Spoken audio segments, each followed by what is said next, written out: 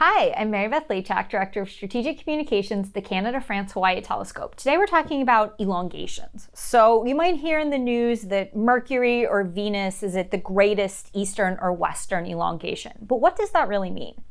So Mercury and Venus, we're just going to talk about Mercury today. Mercury and Venus are interior planets. They are planets that are closer to the sun than the Earth. They have much faster orbits. Mercury orbits the sun 88 days.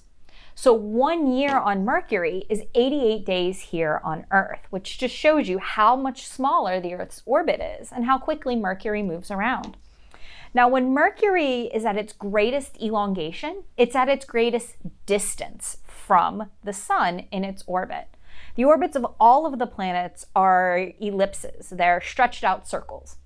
And so as part of the orbit, twice a cycle, Mercury is at its greatest elongation. So twice a year for Mercury, it's at the farthest either east or west of the sun.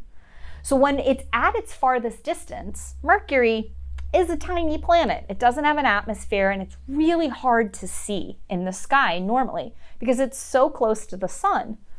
When it's at its greatest elongation, that's our opportunity to see Mercury the best in the evening or morning sky. So when Mercury is at its greatest eastern elongation, we see that in the western sky at sunset. When Mercury is at its greatest western elongation, we will see that in the morning, right before sunrise. So same thing applies to Venus. Venus's year is a little bit longer. It's about 222 days.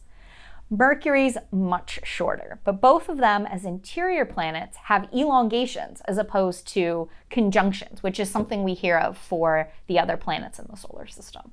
It's a little bit about elongation, Mercury and Venus today.